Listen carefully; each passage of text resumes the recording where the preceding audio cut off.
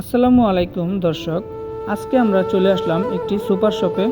আমরা প্রবাসী ভাইরা যারা সৌদি আরবে থাকি, তো আমাদের গ্রামের প্রায় 100 থেকে 120 জনের মতো সবাই মিলে একটা ইফতারের আয়োজন করার জন্য উদ্যোগ নিয়েছি। তো আমরা এই মুহূর্তে আছি একটি সুপার শপে। এখানে আমাদের ইফতারের আয়োজনের জন্য যা যা জিনিস কেনা লাগে এখান থেকে আমরা সব কেনাকাটা করব। এই মুহূর্তে আমরা আরেকটি সুপার শপে ঢুকে গেলাম। এখানে আমরা মূলত ইফতারের প্রথম যে খাবারটা, যেটা আমাদের প্রিয় নবী হযরত মুহাম্মদ সাল্লাল্লাহু আলাইহি সাল্লামের সবচেয়ে প্রিয় একটা খাবার ছিল, এটা হচ্ছে খেজুর। তো আমরা এখানে আসলাম, এখানে বিভিন্ন রকমের খেজুর দেখা যাচ্ছে। এখানে সব কয়টা খেজুর দেখলাম, তো এটা আমাদের কাছে ভালো মনে হয়েছে বিদায় আমরা ইফতারের জন্য এই খেজুরটা নিলাম। তো এখানে আরেকটি বিষয় দেখেন, খেজুরের পাশাপাশি চকলেট। এখানে বিভিন্ন ধরনের দামি দামি এবং খুব মজার চকলেট পাওয়া যায় এই দোকানে।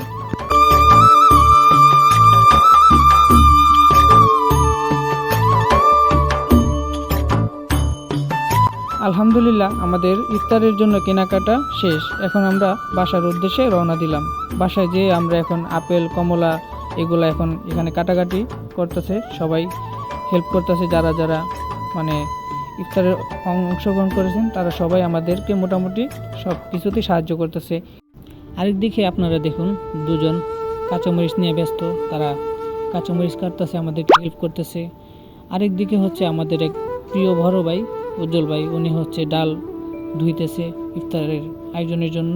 আরেকদিকে হচ্ছে এই যে দেখতে পাচ্ছেন মাংস, এগুলা দিয়ে হচ্ছে বুনা খিচুড়ি রান্না হবে।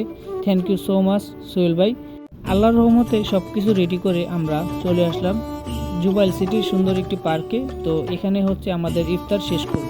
দর্শক দেখেন, এখানে দুজন বুনা খিচুড়ি, এই যে একটা পলি দেখতেছেন, এটা কিন্তু পলি না, এটা আমরা বলি কিস। সৌদি আরবে এটাকে কিস বলা হয়। এটাতে মূলত খাবার বিতরণ করবে সবাই, এই কিসে বসে সবাই খাবার দাবার খাবে। আরেকদিকে হচ্ছে যে সারাদিন রোজা রাখার পরে যে জিনিসটা সবচেয়ে বেশি খাইতে মন চায়, এটা হচ্ছে শরবত রেডি করা হচ্ছে।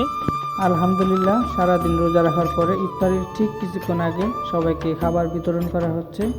তো আমার এই ভিডিওটা করার উদ্দেশ্য হচ্ছে, তো আমরা তো এখানে অনেক প্রবাসী, আমাদের গ্রামের সবাই একসাথে থাকি। তো হুটহাট করে কিন্তু সবাই একসাথে হতে পারবো না। তো আমাদের এই পবিত্র রমজানের উসিলায় আল্লাহ তাআলা আমাদের সবাইকে একসাথে হওয়ার সুযোগ দিয়েছেন।